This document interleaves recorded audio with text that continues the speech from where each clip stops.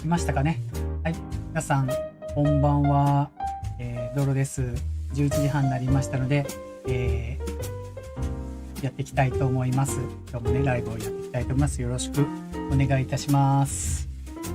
しめじさんすごいですね。もう定時になんか出社する人みたいですね。ほんとバチッときますね。ありがとうございます。まず昨日やっぱりちょっとチェックしたらライブがやっぱビビビビって言ってますね。これ配線がねどうやったらビビビってならないのかなとかちょっと気にしてますけど、はい、なかなかうまくいかないですね。突然ビビビとなるかもしれないですけど、本当すいません。改善をしております。また今日も配線をちょっとそんなに複雑にせずに出ますけど、電流がどこで流れるかよろしくお願いします。はい。今日寒いですよね、めちゃくちゃ。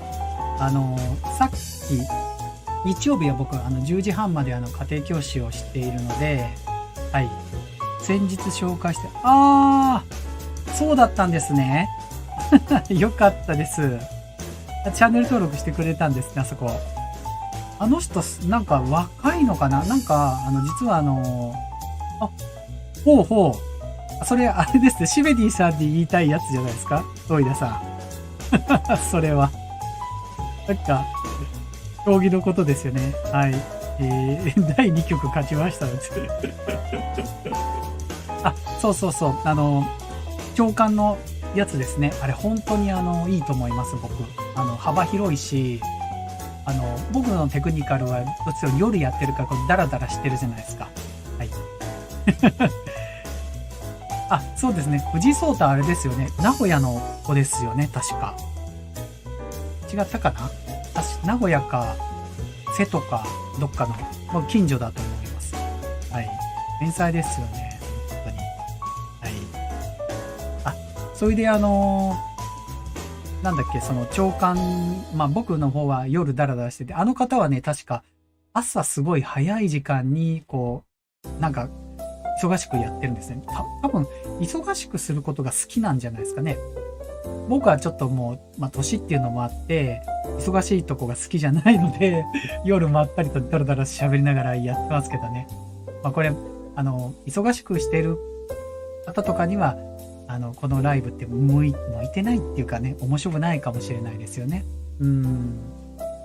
ラジオ感覚でやれたらいいなってずっと思ってたので、僕的にはいいんですけど、他の聞いてらっしゃる方にはね、ちょっと、なんでお前だらだら早く要点言えよみたいな感じかもしれないですけど。はい。はい。そうですね。実際11時でこの目標ライブは来れません。そうでしたっけ。なるほど。はいはいはい。全然いいですよ。修二さん全然、はい。こんなダラダラしたものなんか本当適当に、もう本当に誰もいなくても本当にこう、ダラダラ喋ってるだけの感じがありますのでね。はい。気軽にどうぞしてください。それでですね、今日、そんなダラダラやってるとこう、本当に1時とかになっちゃうんで、最近ずっとなんか喋ってると1時間半くらいやってるんですけど、本来僕1時間ぐらいでは終わりたいなって思っております。これでもね。はい。いろんな銘柄をテクニカル見たりとかしてるので、どうしても後半長くなりがちなんですけど、そこにね、雑談いろいろ、良ければね、長くなってもいいんですけど、あんま長くなるとやっぱ眠くなっちゃいますからね。はい。はい。今火曜日と木曜日と土曜日と日曜日で週4回株式のライブをやっております。こんな人いないですよね、きっと。こんなダラダラやってる人。すいません。コロナの関係がもう今、週末でも増えているっていうか、ピークなのかなと感じます。ちょうどピークの時がね、来週ピークが来るかもしれないんですけど、僕、生徒持ってるので、中3の生徒は私立の入試とかが愛知県の方はあったりとかします。で、あれなんですよ。愛知県のその私立の入試って割とペーパーが試験って、そんなにたくさんじゃないですよね。例えば3教科で2時間とか少なくやるんですね。で1日で面接もやっちゃうのでパッとやっちゃうんですけど、それでも今回あれですよ、なんかある高校は推薦入試紙に書くだけです。面接対人関係なのでやらないと、紙でなぜ高校にここに来るのかみたいな、そういうぐらいで終わっちゃうみたいですね。こういうコロナ対策ということで今ちょっと記事を出しておいたんですけども、はい。これは大阪の教育長で、公立入試も同様にいろいろ PCR 検査が陽性であれば、発熱の時には、選抜受けれなかった一番だいぶ柔軟な対応をしている、面接もそうですね。別室受験もあるし、追試験もある。大学共通テストもなんかかなり緩くなっちゃってるところもありましたよね。はい。緩くっていうか受けれない人はもう国立も二次試験で処置するっていう場合も出てきたみたいなこともありますよね。はい。生徒の中には2学期の通知表で、中間試験受けられなかった生徒がいて、それもなんかいろいろ考慮して通知を期末だけ受けて、そこで通知表を中間も同じぐらい点数が取れるだろうっていう形なんですかね。通知を書いたっていうケースもあります。本当に柔軟に対応しているような感じはあります。教育の現場も結構大変なんですけどね。来週どうなるかな、僕も休校になるかもしれませんね。はい。という状態であります。はい。それではババッと話しましたけども、今日のお題というの方に入っていきたいと思います。今日のお題は、特集はリート、不動産投資ということになります。これ中国ですね。じゃあ最初にせっかくなので、リートについてちょっと簡単に銘柄とかを紹介していきたいと思います。実はまずどうしよう、これあるかな。僕基本もうご存知かもしれないですけど GMO クリック証券というところで、トレードをしています。で、リートというのもこの CFD の銘柄の中にはありまして、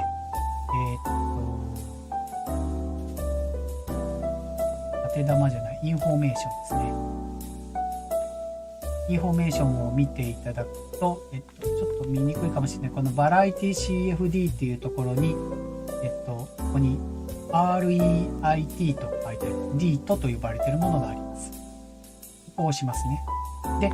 で、こちらの方に、GMO クリック証券は5銘柄ほど、リートがあります。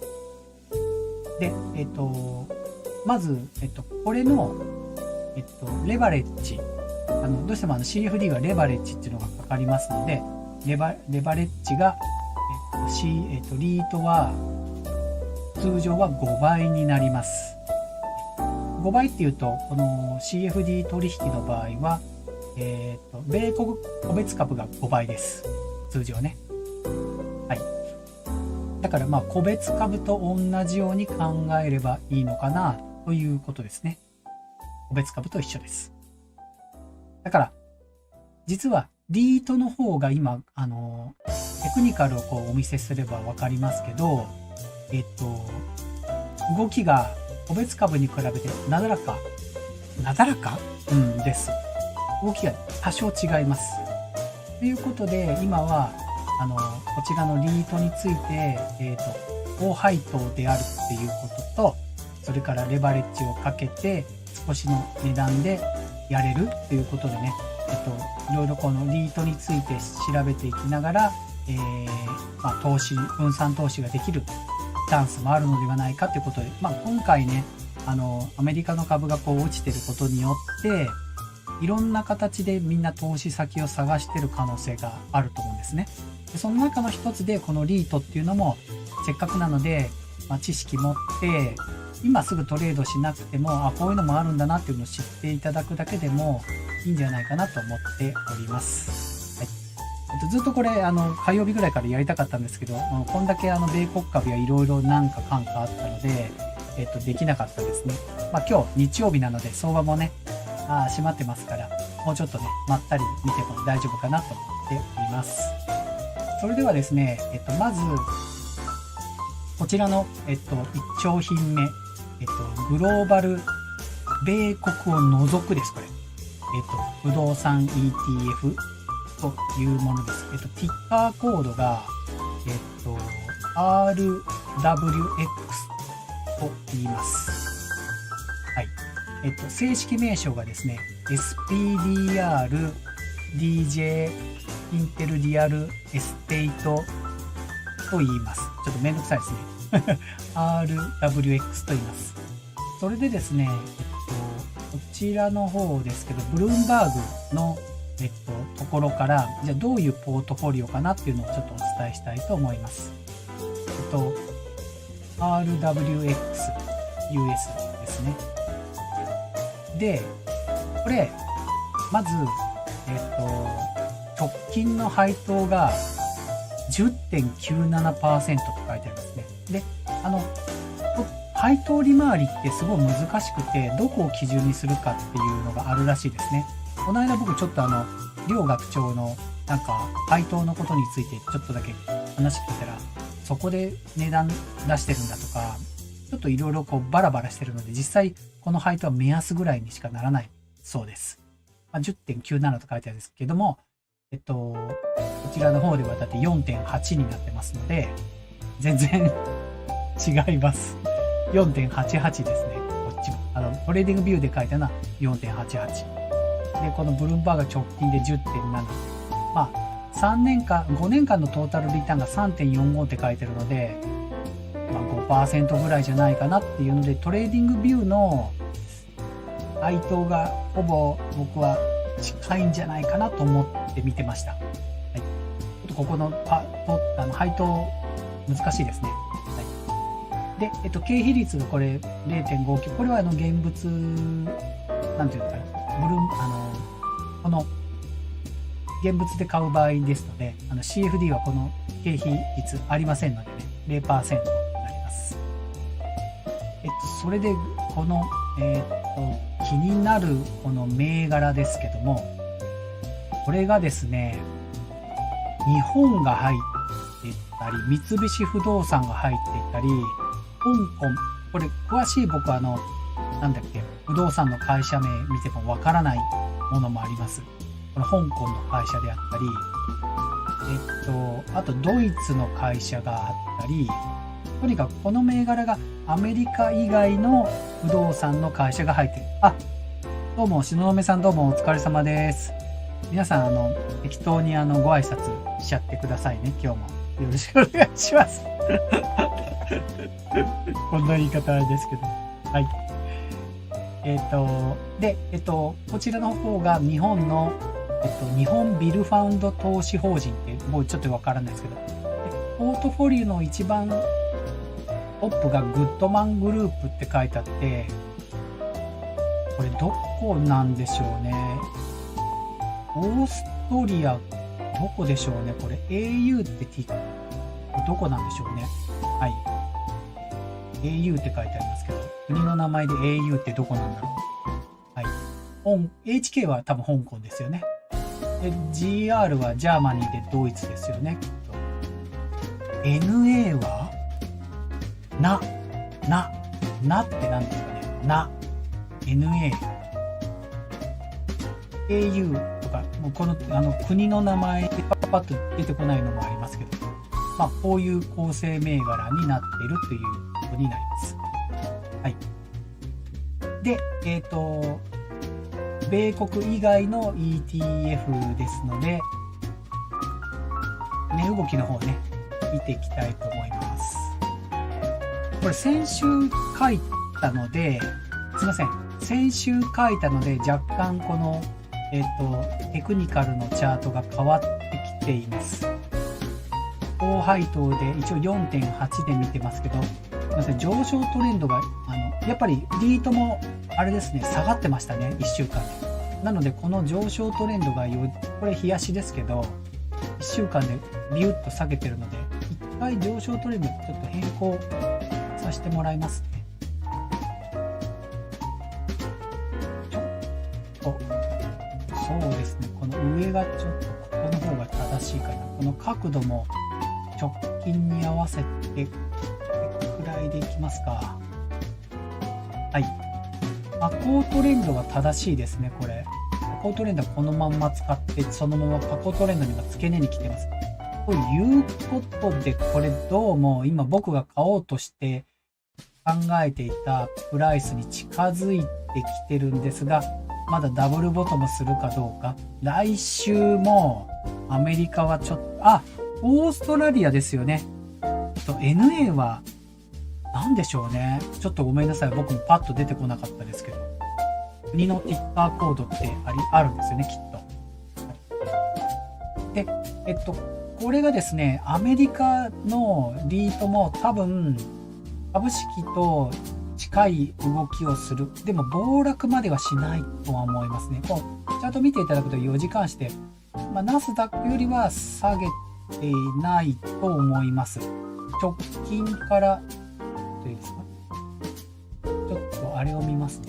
測定ツールをちょっと使います。でも下げてるのかな？でもナスダックと同じぐらいか。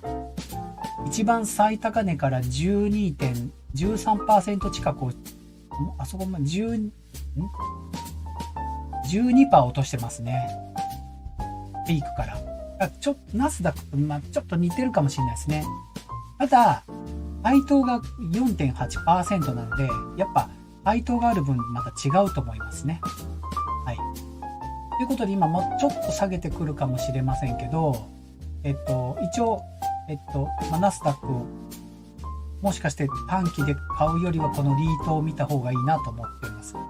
今現在 33.72 で、僕の方では 33.47。ただこれ下がってきた時買うんじゃなくて、ボトムするかどうかで見てもらえたらいいなと思います。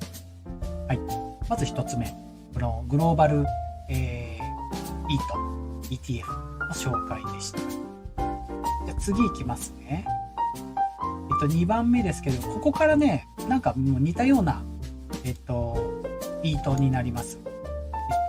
これがティッカーコードが VNQ と言います。V なのでヴァンガードですね。ヴァンガードのリートになります。配当が 2.7% でしたけど、配当1週間で変わるんですね。2.8 になってましたね。なんかこれ結構連動させてますね、この配当は。ピッと変えます。で、ちょっとまたこのファンダメンタルというか、見たいと思います。VNQ ですね。アメリカの、ヴァンガードのリートになります。ちょっと配当の方はいろいろになってますけど、こっちは 4% になってますね。踏み入れ銘柄。これがですね、アメリカ中心の不動産の銘柄になってます。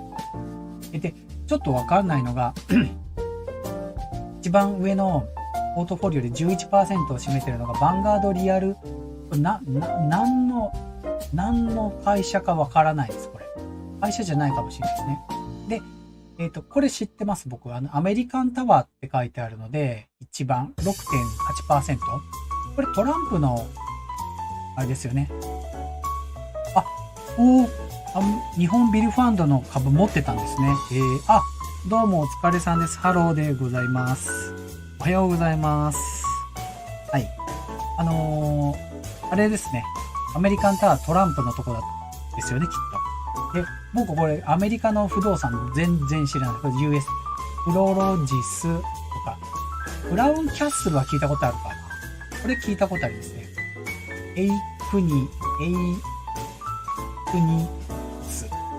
パブリックストレージ、サイモンプロパティというところが 3% ぐらいあるということで、アメリカの不動産の会社中心になっております。はい。で、これ、ヴァンガードが方なんですけど、後から見せますけど、あんまりiShares とかも変わらないです。はい。あとちょっとチャートの方で、1週間でここも下げたので、若干ちょっと調整を入れます。上昇トレンドが、ちょっとやっぱ下がりましたね。ちょっと上昇トレンドの角度を変えますね。1週間、リートは変えてなかったので、これさすがに変えても、この今の下げのとこまでは、ちょっときついな。そうですね。ちょっと、この角度まで届かないですね。ということで、実は今ですね、この VNQ は 105.23 で止まってて、僕 105.3 なんで、しかも200日移動平均線がピタッとしてるってちょうど買い場なんですけど、ちょっと下がってるので今ここ。もう一段もしかしたら下がってくるかもしれないので、すいません、これ、値の値ですけど、テクニカル上はもう一段下がる可能性があるので、すいません、これちょっと待ちですよね。待って、ここからキュンと上がることはないと思います。来週のやっぱり FOMC の関係もどうしても見逃せないので、ちょっと来週あたりで見た方がいいと思います。はい。ナスダックもね、もう来週のね、FOMC までね、見た方がいいなって思うようになりましたね。ちょっと怖いですね。今のナスダック、怖い。はい。積み立ててもいいと思うんですけど、もうタイミング的にはね。もう一段下げたところで、でもいいかなっていう気になってます。長期なので、今買っても、来週買っても、そう変わらないかもしれないですけど。という状態であります。ヴァンガードの方がこんな状態ですね。はい。それでは、次ですけども、同じような感じですけど、iShares の不動産の ETF になります。で、僕はね、なんかもう配当金中配当にしちゃいました。2.2 になっております。銘柄の方をちょっと確認しますね。ごめんなさい。いいのかな。ティッカーコードは IYR と言います。iShares なので I がついてますよね。たまにGMO クリック証券で未だに新垣結衣ちゃんが出るんですけど、これなんかブルームバーグなんかいろいろスポンサーがチャカチャカ出てきますね。これ配当ほんと変わらない。でも若干低いのかな。若干さっきのヴァンガードより低い気がしますね。構成銘柄はね、ほとんど変わらないです。ちょっと読み上げると、プロロジス、さっきありましたね。アメリカンタワー、ブラウンキャッスル、ありましたね。ここやっぱ強いんですね。不動産の中で。はい。組入れ銘柄、ヴァンガード、リアルステート2インデックスファンドっていうんですね。はい。現物で買っても経費率 1.4。なるほど。CFD で買った場合、経費率は、CFD は経費はかからないです。ゼロです。はい。ここはいい点です。レバレッジをかけて、安くして証拠金入れて、やれば、僕も今回、お勧めしているのが、CFD で D トっていう手は、なかなかみんな気づかないですけど、この時期だから、知識として一つのポートフォリオとしてあってもいいんじゃないかなっていうことで、ちょっと伝えてるっていうことになりますね。はい。でも、見てもらうと、やっぱり変わらないっていうか、多少ポートフォリオのパーセンテージは、踏み入れ銘柄、ちょっと比率は変わってるけど、ほとんど一緒ですね、ここは。だから僕はこの iShares か、なんていうの？ヴァンガードかの違いは、もう、ほぼほぼ楽天証券で買うのか SBI 証券で買うのかぐらいの差の気がします。言い方ちょっと悪いかもしれないですけど、はい。ちょっとこれで、あとテクニカルがちょっとだけ違うかも。こっちのアイシアーズの方が、ちょっとオチが急だった気がしますね。こう見てるか。同じ冷やしでこう見てますけど、最近キュッと落としてるなっていうことはあります。若干ですね。なのでこのテクニカルもまた1週間で下げてしまったので、ここら辺かな。この辺り、上昇トレンドがちょっと変わったくらいですね。上をちょっと、ここをつけたところにしましょう。はい。ここは、これでいいかなと思います。で、これも、冷やしの200日をタッチした、切った105.7 のところを今 105.3 なので、ちょっと落としてますね。なので来週、いいかも。同じタイミングですね。ほぼほぼ。来週、ここが W か何かちょこっとなれば面白いと思います。と思ってます。またこれリートもぐーっと下がって大変ですけどね、これで。この下がりもすごいですね。頂点から何%下がってるの？ここちょっとですね。10.77 ですね。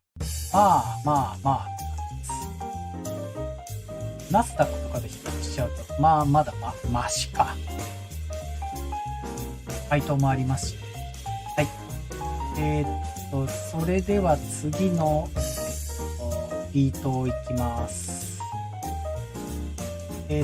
あと2つですね。こちらのリートは、ちょっと変わってるかもしれないです。言い方がわかんなくて、iShares のトラスト、モーゲージリアルエステート ETF と言います。なんかね、僕書き方がわかんなくて、高配当だったので、もう米国高配当、モーゲージって多分、モーゲージは不動産系の英語だと思うんですけど、高配当不動産 ETF って名前にしちゃいました。しちゃいました。しまった。しかも、配当率がまた上がってますね、これ。なんでこんな1週間で変わるのか。7.6 になってました。7.6 です。はいですね。はい。高配当ですね、めちゃくちゃ。で、またテクニカルを見るとして、これちょっと今、気になったのが、この2020年のコロナの時、すごいですね、これ。リートってこんな落ちてるんですか？これなんか滝のように、ちょっと興味本位でごめんなさい。これ何%落ちたんですか？グラフの、これ、ちょっと待って、これ、何%？もっと落ちてますね。あれ？ちょっと底抜けす。去年の3月 72% 落ちてんですね、これ。いやー、怖っ。いやー、すっごい、これ。不動産もすごいですね。大丈夫かな？これ、どうやって消すの？ちょっとごめんなさい。これが目立ちすぎですね。一回戻します。ちょっとファンダメンタルというか、構成銘柄確認します。高配当かな。ピッカーコードが VTRTP。そうなんですね。なるほど。はい、ありがとうございます。今この、ピッカーコードが REM という風になっております。モーゲージの M ですかね。はい。リートエステートモーゲージで REM にしてるんですね、きっとこれ。高いですね。やっぱり 13.86、直近の配当が 13.86 ってえげつないですね。構成銘柄は、何ですか、このキャピタルマネージメントっていうところが 13.91 もあります。不動産で高配当のところ選んでるんですかね。AGNC インベストメントっていうところが 10.2。それから、スターウッドプロパティトラストとか 9.13。この3つで、約 40% ぐらいあるので、かなり偏ったポートフォリオ。ナスダックみたいな感じですね、これ。偏ってるっていうか、上位、ね、5社ぐらいで、半分近くあるのかな。これ 6.2% でしょ ?6% でしょこれも。なのでこれ、あれですね。結構尖った、ポートフォリオかなって気がします。はい。上位5銘柄ぐらいでも4割5割あるので、そういう銘柄ですね。だから配当が高いのかなと思いました。はい。じゃあちょっとテクニカルの方を一回調整を見てみたいと思います。上昇トレンドは変わらない。先週ちょっと下げてるんですね。ちょっと下げてる。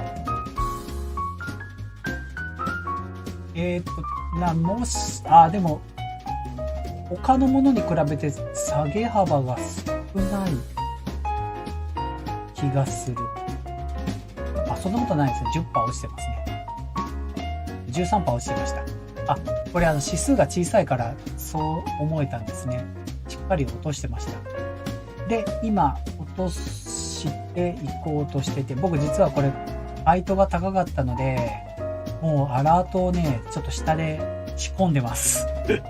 32.4 で、もう一段下げてるとこで買ってみようかなと思って、モーゲージは不動産を買うときの貸付を言うときに使います。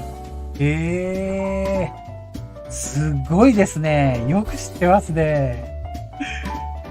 あれじゃないですか、もう YouTube とかなんか解説とかしたらどうです？リート詳しいですね。そういう意味なんだ。勉強になります。なるほど。だから、貸付もあるから高いってことかな、これが。どうなんでしょうね。金貸し部分もあるから。ちょっと想像で物言っちゃいけないですね。はい。ということで僕はこれちょっと仕込みました。アラートを鳴らしております。32.4 で鳴ってやるんですの。表示は 33.09 ですけど、もうちょっとそこでダブルでそこで行ってもいいかなっていう。高配当がやっぱり、はい。思いました。なんか、高配当はもしかしたら、上がってきたとこで買うと、もう配当が高いから、グロース株とかより、っていうのか、リスクが少ない気がしてきましたね。これはちょっと、思ってるだけかもしれないですけど、一回でもこれはチャレンジしたいですよね。で、安いですから、レバレッジかけても、知れてると思っています。で今日、中国株は後半やってきますけども、やっぱ、高配当を今ね、注目しているのもいいじゃないかなと思いますよ。値動きだけを見てトレードするより、配当も見て、また買った方がいい気はしています。ということで、これちょっと仕込んでいるということです。リート最後ですね。SPDR 米国不動産 ETF。ティッカーコードが RWO と言います。正式名称は何？ SPDR DJ ウィルシェアグローバルリアルエステート ETF と書いてあります。ファンダメンタルをちょっと、ファンダメンタルというか構成銘柄を見ます。ティッカーコード RWO と言います。一応アメリカそうでございましたよね。地元に根付いているんですね、この、不動産が。はい。ですね、配当はバラバラです。ちょっと低い感じはしますね、これ。こいつは、この銘柄は。ファンドマネージャーの名前が書いてあります。ミッシェル・ベイリー、メイク、なんでしょう、これ。よくわかりません。で、この構成銘柄は、プロロジスって書いてあるので、さっき思ったんですけど、この RWO と IYR とヴァンガードの VNQ、この3つはもしかしたらあんまり変わらないんじゃないかな。ただ、こっちね、アメリカンタワーでトランプのやつがないです。どちらかというと、この銘柄が、構成銘柄が、プロロジスは 7.15 であるんですけど、後のものは 3% ぐらいなので、細かく分散されている不動産の ETF だと思います。もう、偏ってないっていうのかな、その、ポートフォリオが、まあ、言い方が悪いかもしれない。SP500 みたいな感じ、細かくなってると思います。はい。そういう、構成になっています。で、そういう細かくなってる SPDR ですけども、配当一応 3.0。これ変わってないですね。上昇トレンド、まあみんな今週、それ、火曜日、米国株のこのチャートがもうズダズダなってるので、どれだけ直せるか先に言っときますね。全70銘柄は直せないと思います。時間の関係で。今見てるだけでも全部こう上昇トレンドから直してるんですけど、中国はね、今日見てたらそこまで直すことはなかったんですけど、アメリカはね、もうズダズダじゃん。もうほら、だって、ネットフリックスとかなんかでもチャート引けないですよ。はい。でちょっと、火曜日どういう風になるかわかんないですけど、一緒に収集工事をする感じになるかもしれません。ちょっと大変です、あれ。1週間、いじってないと。あんだけになっちゃうから。とりあえず、上昇トレンドが若干、なだらかになりましたね、今回。はい。若干なだらかですね。はい。下降トレンドはなんかもうほとんど合ってると思いますね。ここで止めてるか。もうちょっとなだらかになってるな。こんな感じですね。今ちょうど1回落として、パチンと落としていって、僕がターゲットで先週出したとこにピタッと止まっています。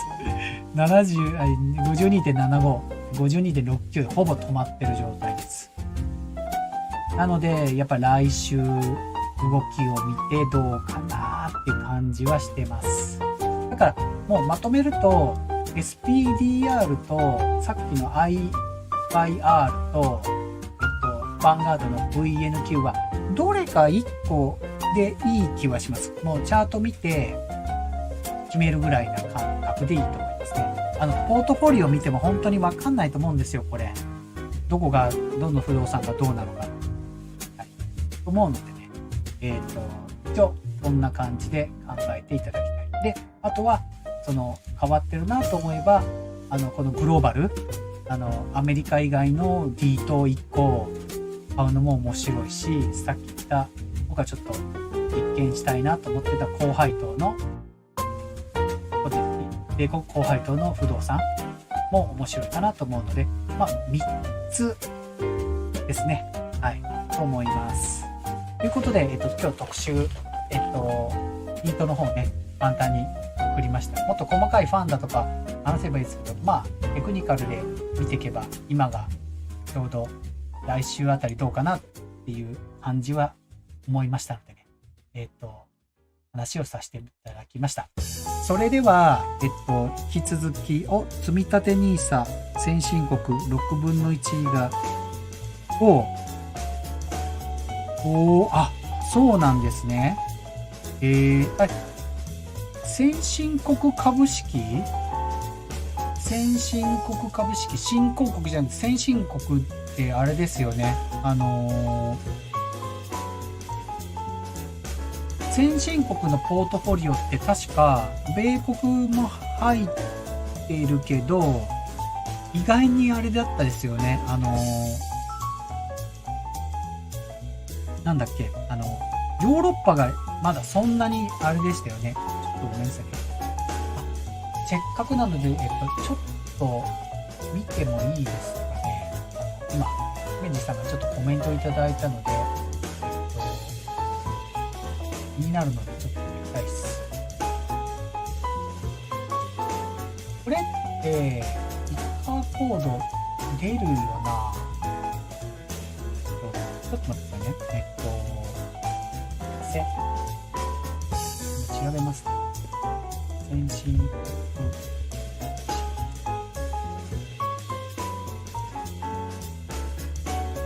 これ EMAX スリムでいいのかな。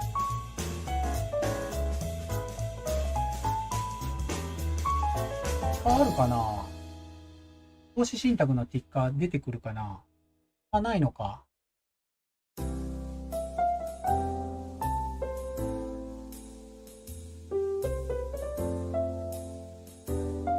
これ楽天のやつ違うか。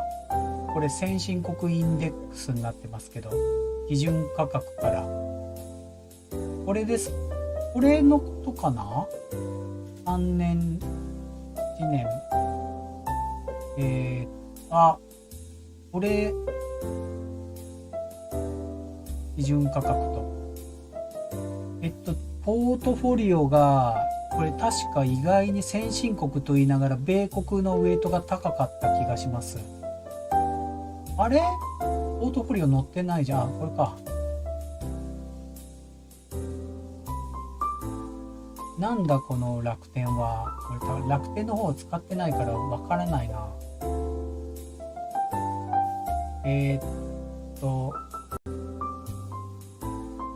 意外に米国が 50% ぐらいあった気がしましたけど。でも全米もすごいですよね、きっと。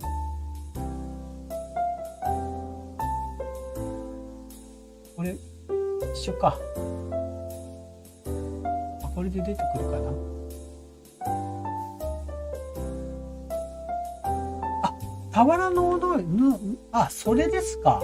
はいはいはいはいはいはいはいはい。来ますね、これ。ノードイド。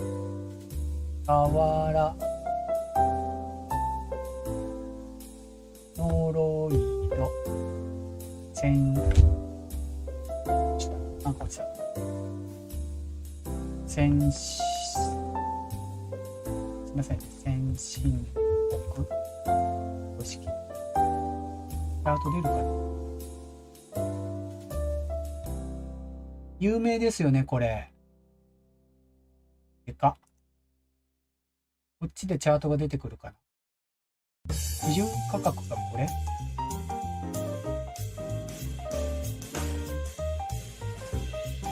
もう、チャート見にくいな、ここ。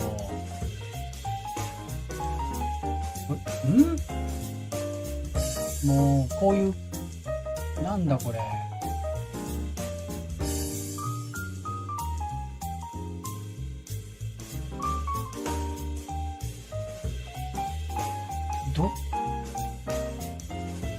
3年、1年、1ヶ月で見るか。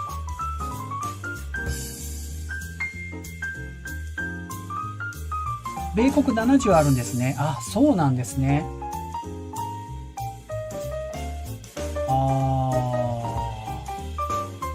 1月、そうですね。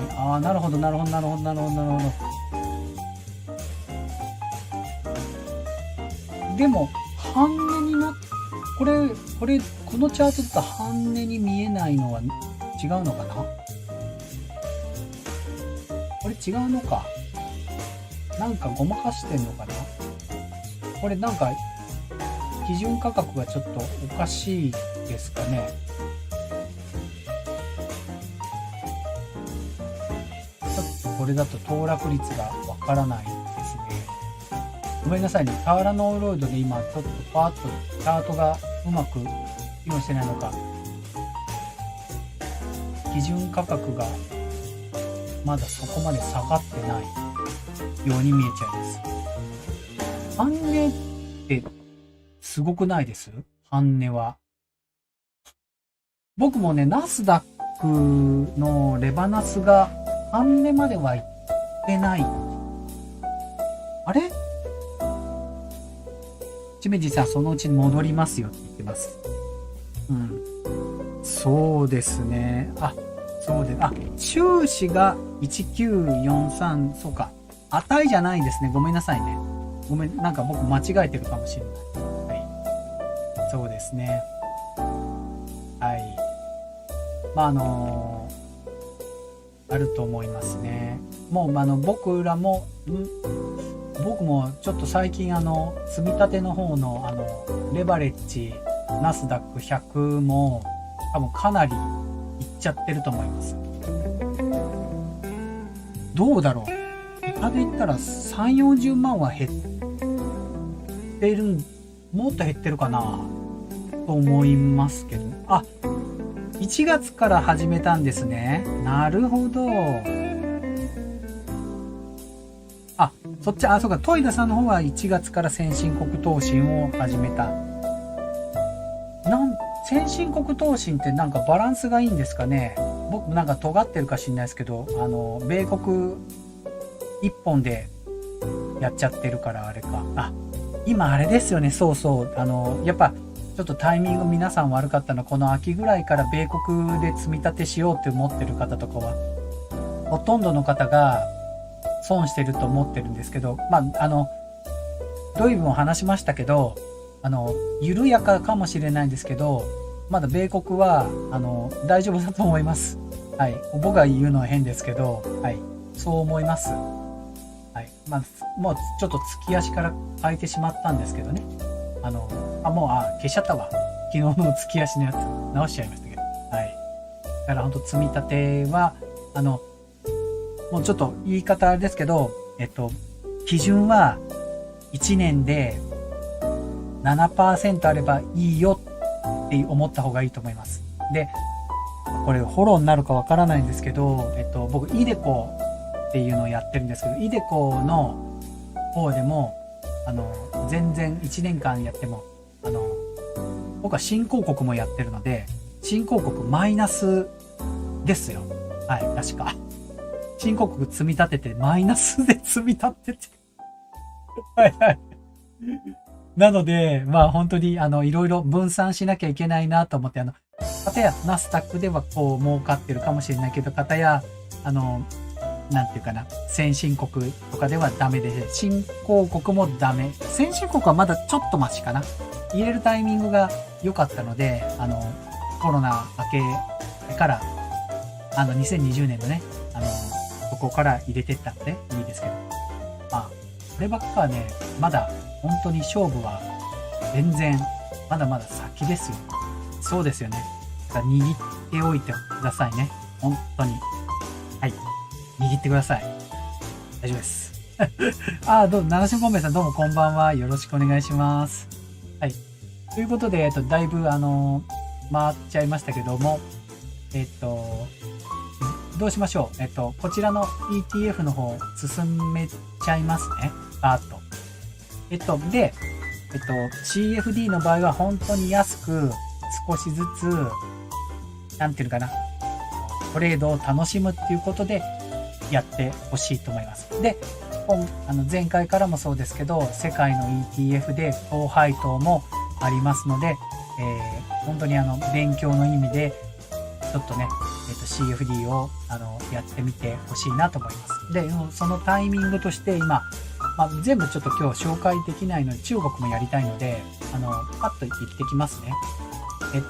タイはダブルボトムでもしかしたらちょっといい状態かもしれないです。そんなに下がってないです。そんな下がってないです。やっぱ他と値動き違いますね、タイは。はい。という状態。配当も 3% あるので、面白いかもしれません。はい。まず一つ。こちら。それからですね、面白いなと思ったのが、ベトナムが落ちたんですけど、今まで高すぎたんですよ、ベトナムが。で、やっと平均線に近づいてきた。ので、僕はこれ値動き見て、ベトナムはまだコロナ明けてから戻す気がするので、面白いなと思ってます。ベトナムはちょっと面白いと思ってます。はい。もう一段下げてきたらチャンスだと思いますね。指数がちょっと、あれです。安いですからね、ベトナムは。はい。まずこれ。それから高配当のマレーシアですね。やっぱ調べたらマレーシア不動産とかがすごくパーセンテージがポートフォリオ多かったですね。6.5% です。あ、6.6% に上がってました。直します。6.6 です。はい。ですね。いいですね、これ。あれですね。トレーディングビューすごい正確にちょこちょこ変えてきますね。配当、売り回り。わかりやすくていいです。で、下げてきました。まあ、下落トレンドなんですけど、下げ止まったら面白いと思います。もうしばらく待って、いい位置に来たら美味しいと思います。はい。多少下げても配当がこんだけ高いので、今の前のここから下げてたジェットコースターっぽいですけど、今のとこだったら、このコロナの2020年のところがちょっとひどいですけど、このあたり、23のあたりサポートされてるので、下げてもここまでだろうと思ってるんですけどね。まあちょっと値動き見たらこれもチャンスかなって思ってます。はい。マレーシアでした。あと、おすすめしたいのはシンガポールもどうかなっていう位置に来ました。ちょっとフィリピンは飛ばしますね。6.0% です。配当が。さっきの、やっぱシンガポールとマレーシア似てますね。はい。皆さん、長期投資の話になってますね。イデコは節税だけでやる価値は、はい、そうですね。はい。しかも、イデコは来年から65歳までも、幅が60歳で終わりじゃなくて、65歳まで積み立てることもできるし、だいぶ規制緩和がまたあります。まあ、あと、一番は、イデコは来年から、働いてる方の限度額も増えてくると思いますので、国民年金基金、まあ、これ言い方悪いですけど、国民年金基金よりは、定額でやるよりは、イデコで、EMAXIスリムとかね、そういうところを積み立てていった方がいいと思います。もう覚悟を決めて、例えば、まあ、皆さんのちょっと年齢わかんないですけど、僕今年2歳になるんですが、あと僕13年は働いて、65歳までちゃんと米国を、まあ、いろんなポートフォリオを信じて、積み立てます。あそこは、イデコは。ちょっと金額変えちゃったんですけどね。こんなこと言いながら、漫画、僕自営業になったので、6万8000円でやってたんですよ。1ヶ月。イデコ。でも、もう値動き結構見れるようになったから、そこまで、もう積み立てなくてもいいかなと思って、半額にして、今3万3000円でイデコはやってます。はい。で、そしたらね、はがきが来ました。国民年金基金やりませんかってって。多分、イデコの限度額を下げちゃったから、残りの分を国民年金基金やれってハガキが来たけど、言うかと思って。はい。まあ、こういった、残りの資金は、CFD や、まあ、例えば自分で NISA の方で、入れていく、まあ、ようにしていきたいと思います。もう NISA とイデコはもう、売らないです。多分。はい。もう売らないですね。まあ CFD とかこっちでね、売り買いで楽しんでるので、はい、基本は売りません。NISA も来年ちょっと変わりますよね。2階建てになりますよね、制度。より充実していくと思います。ただ、レバレッジ商品が NISA ができなくなってくるので、積み立て NISA もうね、厳しい状態。その C なんで銘柄が厳しくなりますのでね。はい。なんで日本はレバレッジ2倍で NISA 外すんですかね。わけわかんないですね。そんなにレバナス危ないのかなと思いますけどね。はい。なんか対象から外れるんですよね。税金から。こんだけデフレなのに、ねえ、もっと商品、税金ぐらいちゃんとしてほしいです。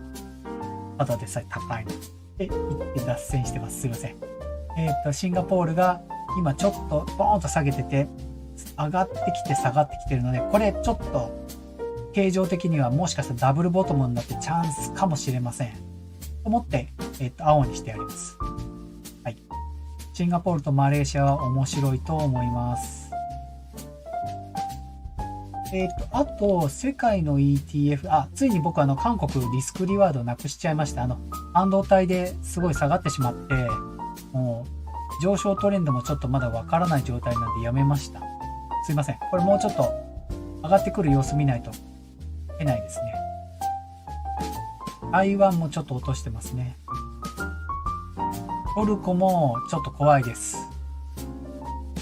イタリアは、これが激しいです。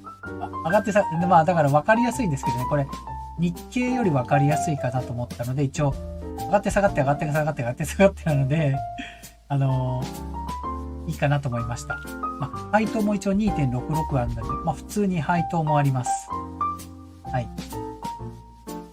あとね、主だったところはね、スイスが面白かったですね。ここも買いがやってくる。ちょっと三尊天井っぽくなってるので、下がったところを見ないといけないかなと思ってますけど、面白い位置まで来てることは間違いないです、スイスは。はい。あと、オランダが、すごい下がってきました。はい。なんで、これも、オランダもともとね、割と上昇トレンドだったんですよ。これ僕上昇トレンドとして長期で見てたので、シュッと落ちてきているので、美味しいんじゃないかなと思っております。オランダもいいかなと思ってますね。候補の中ではあります。なんで今、アメリカがこうなので、やっぱりちょっといろんな国に分散してる気はしてますね。ベルギーはちょっと偉いかな。スウェーデンはいいっていうかね、値動き見たいです。ちなみに僕はこれスウェーデンはちょっと危険かもしれないですけど、この 42.03 の位置で、若い方は無理してやらなくてもいいと思います。積み立て NISA やってます。イデコやってない。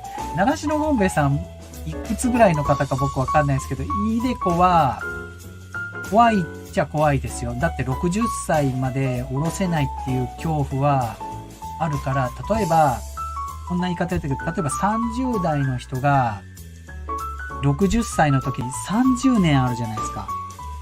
日本って30年で、もしですよ、今、1990年でイデコが存在していて、日本がすごいバブルで調子がいいと。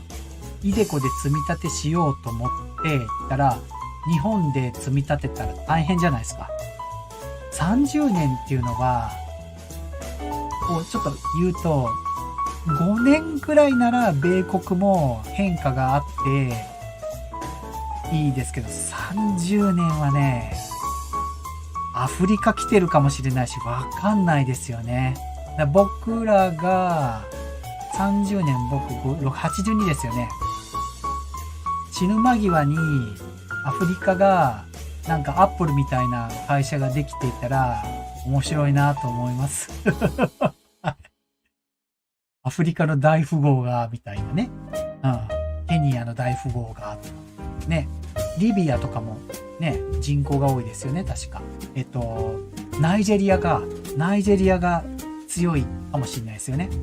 と思うと、僕らはイデコだとありだけど、やっぱりまだ、積み立て NISA やって、そうですね、自己投資していって、もっと、いろんなものをね、やってほしいなと思います。この株式投資で CFD とかも勉強してやっても面白いと思いますよ。はい。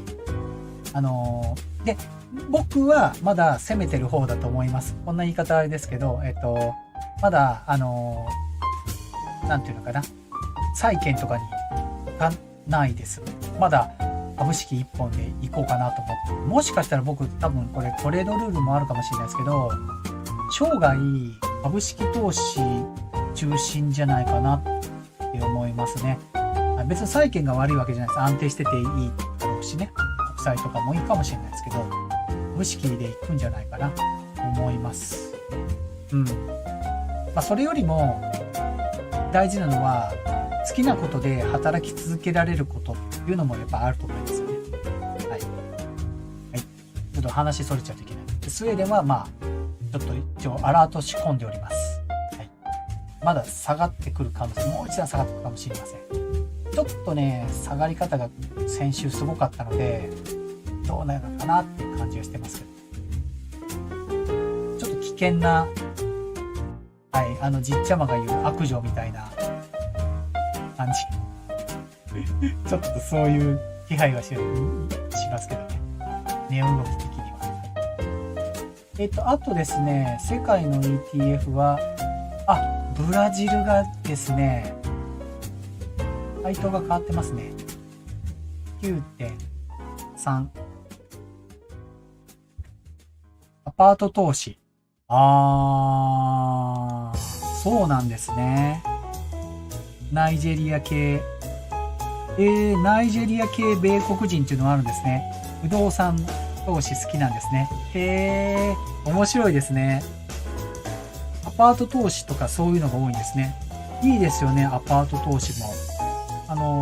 ちょっと話そうといけない。うちの母親があの人アパート投資っていうのかな。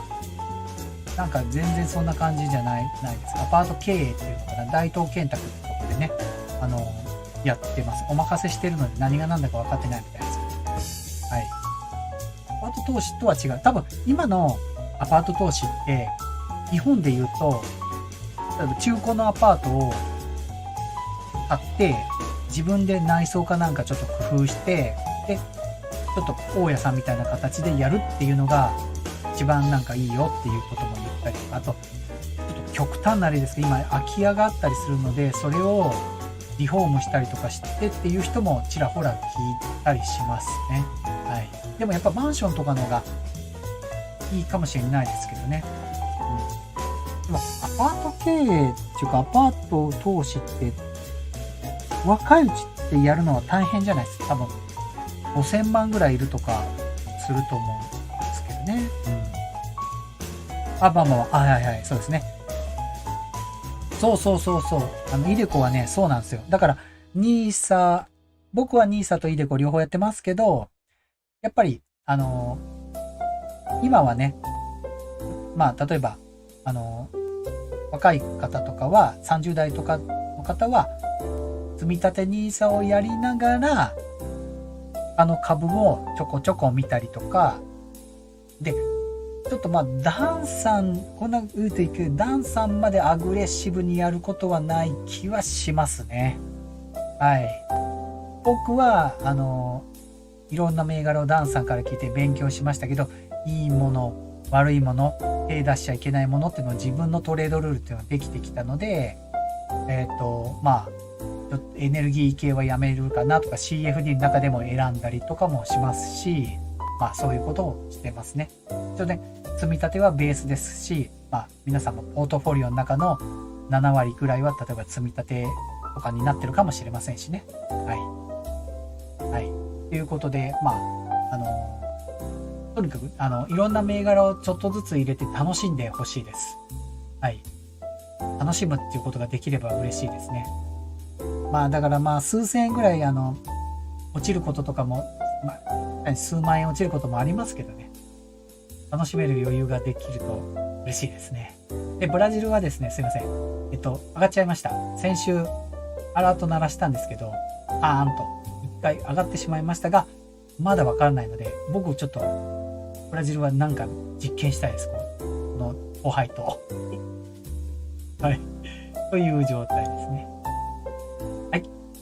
ではですね、世界のポートフォリオ、あと本当メキシコとかを、オーストラリアが、これどうしたんですか？トンガですかこれ。オーストラリアがね、そう、僕買っちゃったんですよ。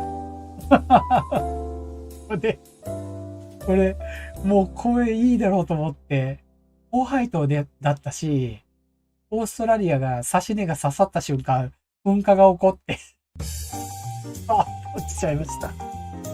はい。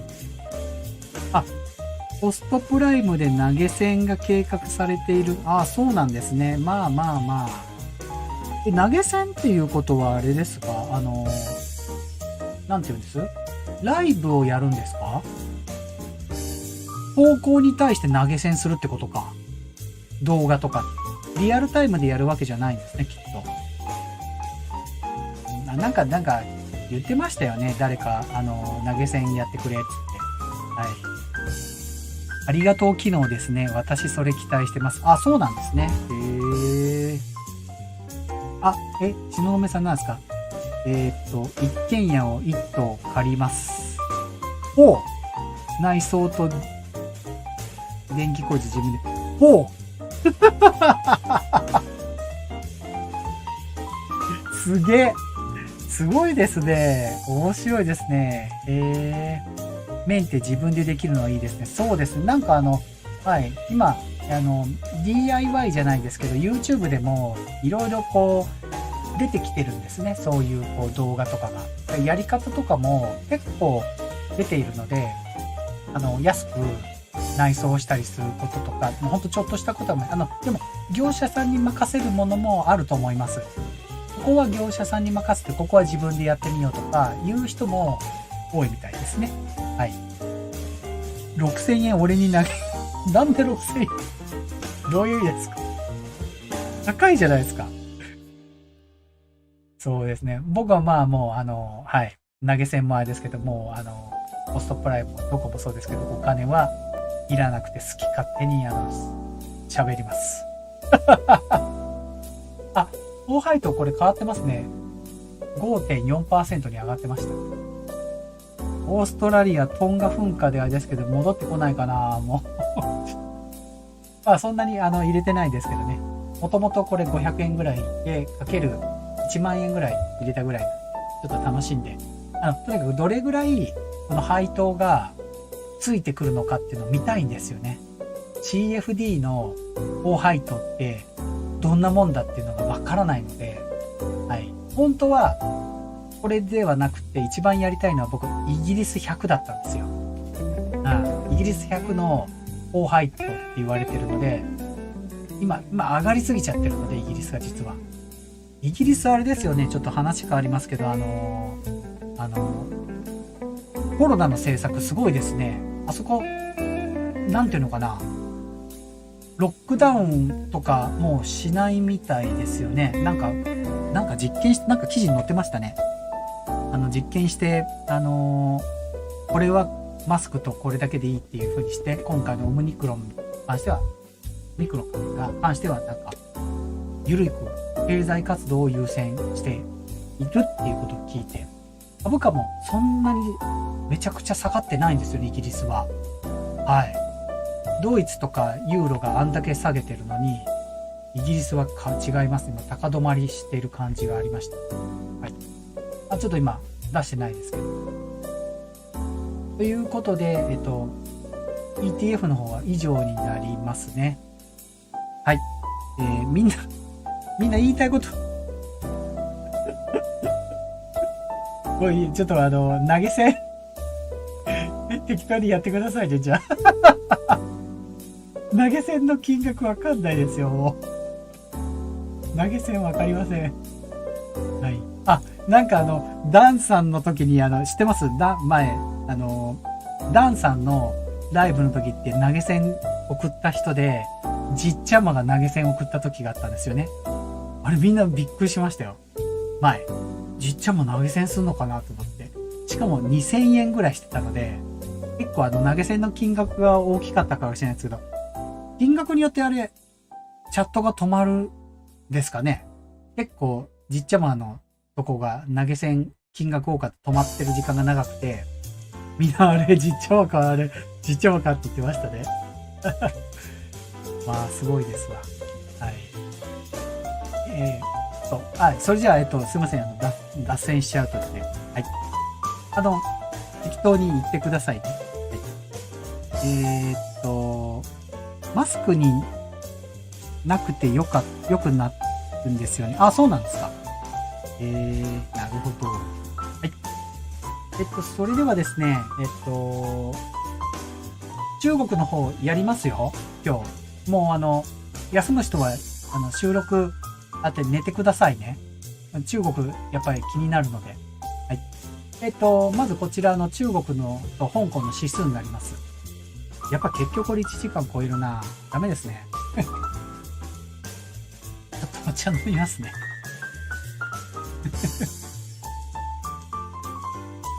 みんななんで早くライブとかできるんだろう。みんなライブ、もう他の人のライブあんま見てないから、どれぐらいでやってるんですかね。2時間ぐらい喋ってますかね。どうなんでしょう。ちょっとわかんないですけど。はい。上海50ですけども、いい形になってきました。今ちょっと上がっちゃって少し戻してますけど、僕の中では、上昇トレンドに来てる気はして、今下げてますけど、でも上昇トレンドまだね、かなって思うようになってきました。まあ、ファンダメンタルもね、今利下げっていうこともあるので、いいかなと思ってます。まあ、詳しい銘柄をまた見ていきたいと思います。香港もやっとかなって感じはしますよね。まあ、来週どういう風になるかわかんないですけど、ちょっと上がり方がね、急激すぎたので、この間、1日で 3. 何%上げたので、ちょっと急激だったんでね、あれだったんですけど、でもまあ、そこだといいなと思います。もう長かったですもん。香港と中国。ずーっと1年ぐらいこんなんですもんね。でも思いました。指数でも、こんだけ下がるんですね。ナスダックとかも、香港と比較すれば、こういうこともあるのかもしれないなと思いました。まあ、レバレッジかけるとえげつないですけどね。現物だと、まあそうじゃないかもしれない。まあでも、倒産する、ネットフリックスはちょっとびっくりしましたけど、20% とか落としたのは。他のガーファムとかもあんな今度の決算であんなことあんのかな。ちょっと決算ありますよね。来週か再来週かわかんないですけど。気になりますけどね。ネットフリックスが先行であんな風になったので。まあちょっとアメリカの方はね、今ちょっと本当に様子見かなってすごい思ってます。はい。それでは、各個別の銘柄をバーっといきます。あ、ナショゴンメさん、はい、どうもおやすみなさい。おやすみなさい。はい、いや、もう本当に、はい、みんな、あれです。休んでくださいね。海外済みはクリエイターになれないんで関係ない。あ、そうなんですね。はい。なんか登録の時に、ポストプライムが確か言ってましたね。そういうことに。なんか、制度難しいみたいですね。なんでかわかんないけど、お金の関係なのか、法律の関係なのか、難しいって言ってましたね。あれ言いましたっけ？僕100人ぐらい会員いましたね。はい。やめました。みんなにお断りして。プライム投稿やめました。いいや。はい。テンセントは、はい、もうギッザギッザギッザギッザしてますけど、でも良かったです。この間、週末、またギッザギザからちょっと上げてくれて、なんか、いいファンダメンタルが出たっぽいです。テンセントも、なんか、ニュースがありました。はい。まあ、もう売っちゃいましたけど。はい。今、まあ、こういうの銘柄見て、中国交渉銀行、いいですけど、ごめんなさい。上がりすぎです。まだダメです。買いません。その次。中国の、中国の、なんだこれ、生命保険ちょっとなんて読む、チャイナライフインシュランスになってますけど、はい。もうみんな、すいません。高配当で買いたいなと思ってくる今タイムみんな高いです。ここも高いです。中国建設銀行、見てください、これ。もうピーって言っちゃいました。銀行がこんな、ファンダメンタル、こんなにね、困ります。テクニカル泣かせです、これ。はい。ちょっと待ってください。これ、本当に、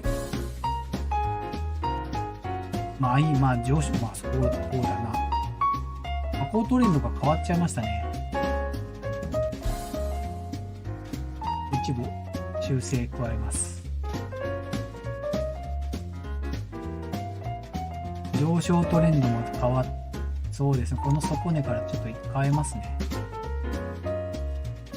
こんな感じかな、も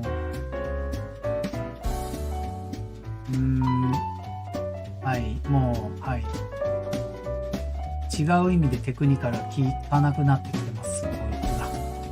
やっぱ一方通行の場合、テクニカルが分かりづらいですね。はい。とにかく、全然安くないです。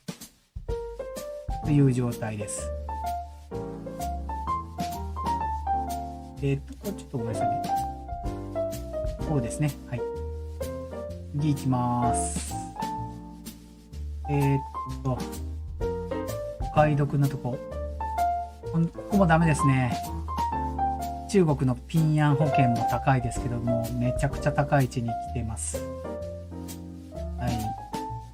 生命保険会社がなんでこんな高いの？やっぱり銀行と似てるんですね。次。ここも行っちゃいましたね、ちょっと。香港のギャラクシーエンターテインメントってまあ、マカオのカジノですね。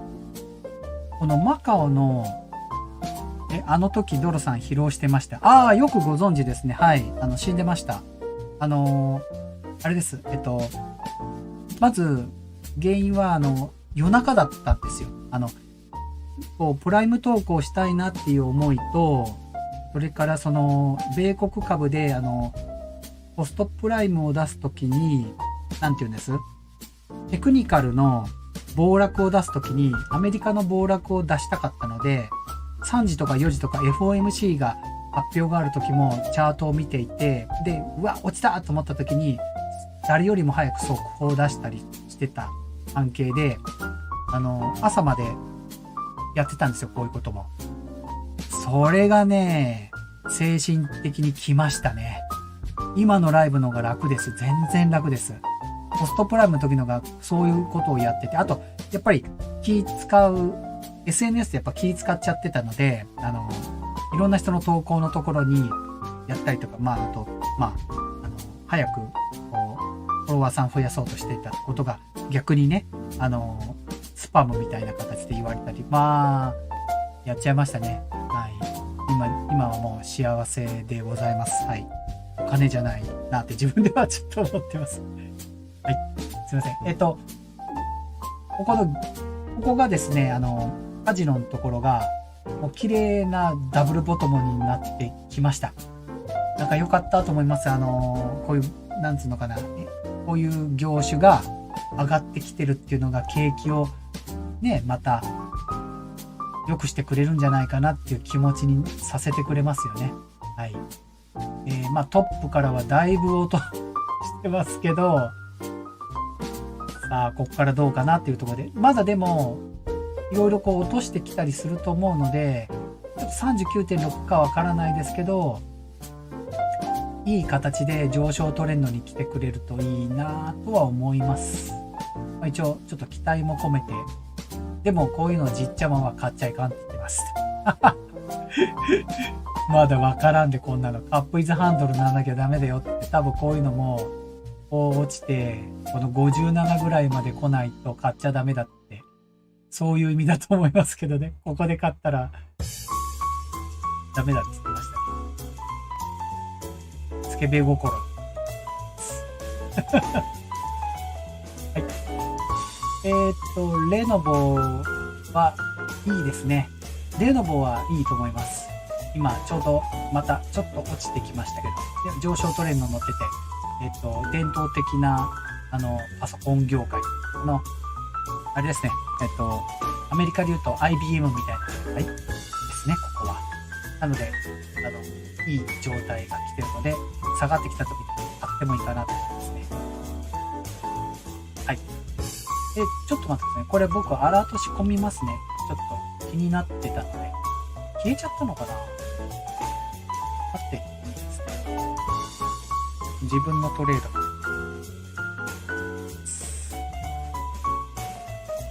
やりすぎてるなと思ってました。はい、すいません。あ、アラート保存に失敗しました。再度。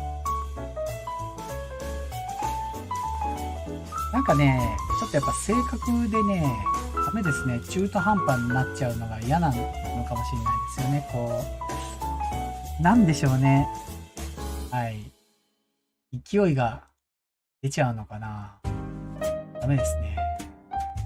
もう今あんなガツガツやってる人とかいないんじゃないですかね。ちょっと最近わかんないですけど。チャイナモバイルは行っちゃいました。行っちゃいました。もう 7.0% ですけど、こんなとこまで行っちゃいました。中国はね、全部ね、もうこの1週間でね、高いとこ行ってますね、みんな。だから、まあ、相場かなと思うところもあるんですけど、ちょっと上がり方が急激すぎちゃってるので、やっぱ一回どう考えても下がってくるフェーズ出てくると思うんですよ。はい。なので一回待ってみて買いを検討した方がいいと思いますね。高いです。この1週間があんまりにも。米国のなんかお金が中国に流れてるのって思うくらい、はい、高いです。極端すぎるなと思いました。はい。ちょっとまだ、僕はちょっと待ちますね。やっぱ高すぎ、チャートが一方通行すぎます。はい。あともうちょっとあります。レトロチャイナも高いな。まだダメですね。はい。こちらの電気会社、チャイナロンユアンパワーっていうところは面白いです。電力会社は面白いと。この代わりね、配当がないんですよね。電力会社なのに。電力会社って配当高いのかなと思ったらあんまなかったんです。でも、チャートがすごい上昇トレンドなので、これは僕言うモメンタム銘柄かなって気はしてます。相変わらず中国は電力不足だと思います、まだ。はい。だから供給がまだ間に合わない、まだ価値がね、あると思いますので、このチャイナロンユアパワーは落ちてきた時に、僕、アラート鳴らしてます、これ。ちょっと低いとこですけど、これは買いたいです。もうちょっと落ちたらと思ってます。上昇トレンドだと思います。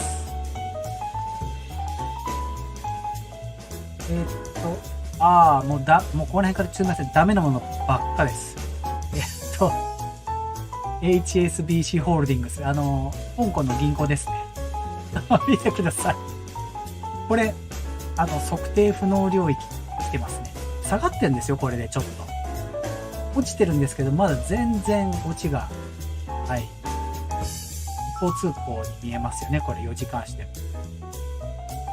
もう、これ、買ってる人いるかな？すごいですね。はい。という、こちら、ドンフェンモーターズという、車の会社ですね、中国の。まあまあ面白いです。W ボトムになっています。お求めやすい金額に来てる。でも今ちょっと高いですね。こうやっぱ上がっちゃいましたね。7.37。そうです。ちょっと高いか。この 6.79 のこのボトムの先週良かったですね。はい。先週良かったと思います。ちょっとまだわからないですね。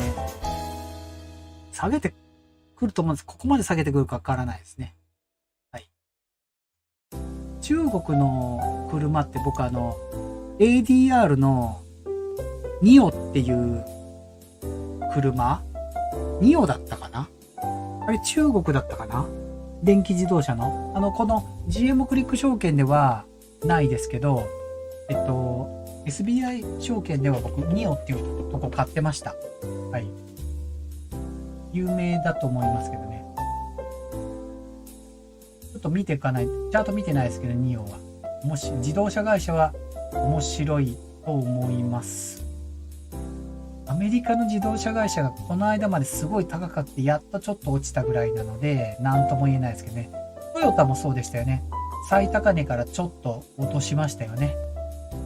自動車会社がなんで今いいんだろう。ちょっとよくわからないですけど。そんな気はします。あと少しですね。ワンマンチャイナごめんなさい。まだ高いです。特定不能になってます。食品メーカーですね。こちらも、食品メーカーというか、チャイナメンニューデイリーですね。牛ですね。ギザギザしてますけど。まだちょっと高いところですね。あとおすすめしたいところは、これはダメですね。何でしょうか、このエクトロニックインダストリーって、こいつだけ中国でくちゃくちゃ逆に面白いです。くちゃくちゃ下げてます、ここ。なんだかわからないですね。耐熱消費財って書いてありますけど、耐久消費財か。わかんないですか。通信マイニングは、エネルギー、これ鉱山ですね。の会社ですね。はい。ちょっと高いですね。高配当を狙いたいですね。この2つは、狙いたいですね。これが、コンチセメントです。だよね。はい。W のボトムになって 6.3% なので、美味しいと思います、ここ。下がってました。6.1% になりました。1週間で変わっちゃいますね。6.1。すいません。2を持ってたんですね。さすが。分散投資してますね。はい。ここもダブルボトムなので、つけたら面白い。僕、アラート鳴らしてます。買うチャンスを伺ってます。なんだかわからないですけど、下がってますけどね、ここ。下がってますけど、値動き見て買いたいです。はい。こちらの、先週も言われたんですけど、チャイナ、エバーブライト、エンバートメント、広大環境というところですね。エバーグリーンだったらなんかそんなような名前な気がしました。はい。高配当ですけど、高いです。上昇トレンドで綺麗ですけどね、これ。はい。高い位置にいます。コンチセメントは買えるかもしれないですけど、こっちはまだ買えないかなっていう感じがします。こうやって毎週見てればね、絶対チャンス訪れますんでね、これも。きっと思います。あとちょっとです。キングソフトは、そんなにです。下がっているので面白いかもしれないですけど、ちょっと下げ止まってますけどね。はい。好きな人はいいかもしれないですね。上昇トレンドの付け根とも見えますしね。はい。チャイナガスは、天然ガスは今、どういう状態？この状態？なんかすごい落としてて、これ僕テクニカルが書けなかったので、はい。ちょっとわからないです、これ。下げすぎちゃってて。天然ガスやるよりはマシかもしれないけど、やっぱちょっとこれ難しいですね、今ガスは。と思います。これちょっと難しいと思います。高配当ですけどね。はい。ラストですね。中国銀行測定不能状態が続いてます。はい。続いてます。最後、このシノペックですけど、ちょっと調べたら、すっごい時価総額大きいですね。で、なんかニュースがあったみたい。ガスの供給をヨーロッパの方にするのかなっていうなんかいいニュースがあったみたいです。エネルギーをなんか供給するのかしらないですけど、すごい大きいところだったので、もう超高配当なので、また高いです、今。このシノペックは本当に安いとこで買いたいですね。思いました。本当に思いました。ということで、高配当結構中国はありますけど、しっかりね、安いところで買うタイミングを伺って、分散投資ができればなと思います。今日は本当にこう、分散投資っていうのをいろんな形でね、DEIT、それから、世界の ETF、から、中国の、特に高配当銘柄というのを紹介しましたけども、多分、毎週日曜日、動きをね、見てね、僕もタイミングよく買っていきたいなと思っております。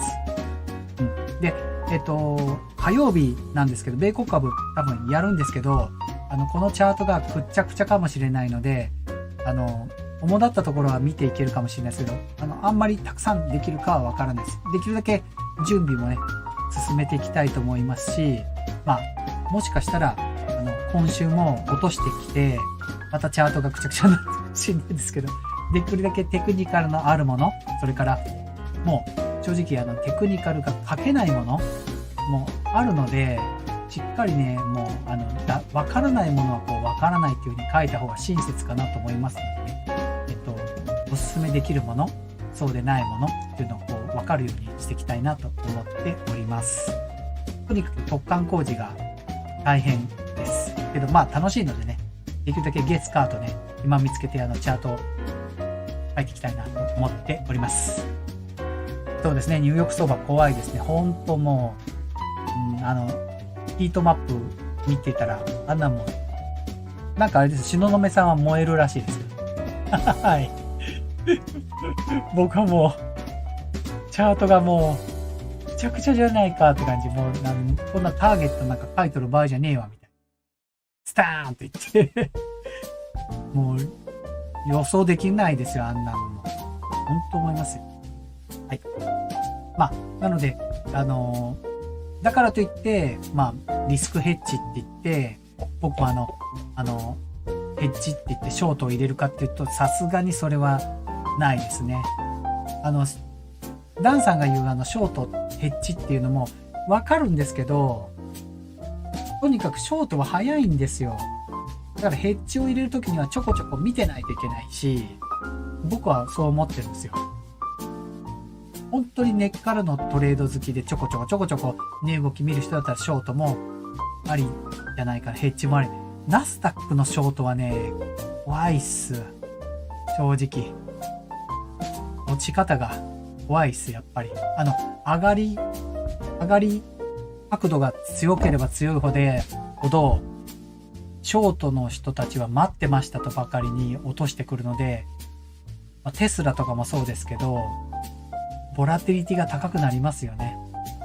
やっぱそういうのはね、怖いですね。はい。やっぱ分かるようになってきて怖さが余計にね、出てきましたね。ビットコインが上がってる時も怖かったですもん。絶対もうストーンと来るなって思ってましたしね。はい。そんな感じですね。そうですね。僕はそう思ってます。分からないとね。はい。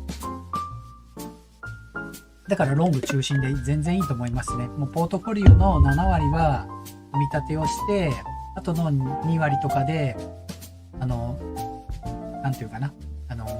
ビットコインであったり、CFD であったりして、楽しんで時に稼いでお小遣い稼げたりとかしてれば、いいんじゃないですかね。で、今まで簡単だったって言われてた米国株入れとけばいいよっていうフェーズから、去年からやってきた人はそうじゃなくなってきてるかもしれないので、少しずつ日本人がこう頭を使っていく。多分アメリカの人もそうだと思います。頭を使っていって分散していくんじゃないかなっていうね、フェーズに、ね、なってきたと思いますね。はい。だから、まあ、積み立てだけでいいよっていう人もいますけどね。積み立てだけでも上がっていくとは思いますけど、上がり方がね、少ないと不満もあるかもしれません。ということで、長くなりましたけども、ニュースをちょっとやって、今日は終わりたいと思います。また火曜日ね、11時ですけども、米国株どうなるかね、解説をね、していきたいなと思います。長い間今日本当にありがとうございました。あ、なんかダンさん、いろいろ違うんでしょうね。そうですね。まあダンさん見せないですからね。はい。なんか、やっぱり、ごめんなさい。もう終わるとこだったのに、なんで見せないかわかんないです。まあ、送り人かもしれないし、それはね、あれかもしれないですけどね。はい。どうなんですかね。それは本当に。CFD にいくらぐらい入れたら、これぐらいのレバレッジになるよっていうことぐらいは言ってもいいと思うんですけどね。レバレッジコントロールができないんですよ。安いと。IG 証券は。数百万入れないとダメだと思うんですよね。一つの口座に。これはね、IG 証券使ってみてねって言うだけじゃね、ダメだと思います、僕は。僕はレバレッジコントロールができないものは、基本、損切りと利確を入れてもいいよって言って、トレードがうまくないと、大体やられますよ。だからもう本当に、エネルギーはやめた方がいいと思います。はい。だったら ETF を買って、エクソンモービルとかを買った方がいいと思いますね。はい、これ、まあ、それぞれかもしれないですけど、やってみて痛い目を見てわかる方もいらっしゃると思うしね。本当その時はね、どうぞ本当にこう書いてありますけど、ここは CFE は GMO グリック証券でレバレッジをコントロールして、小さいロット数で少しずつやって値動きを見て、分散投資して楽しんで様子を見たいと思いますね。もう本当に、また脱線してすいません。もうこれで終わりますね。はい。そこ行ってもらえそうですね。はい。レバ固定ですね。本当に。そうですね。IG 証券出てますね。なんか、あれ、IG 証券が入ってるからかな。スクロールがね、鈍いんすよ。邪魔っすよね。IG の率が高すぎです。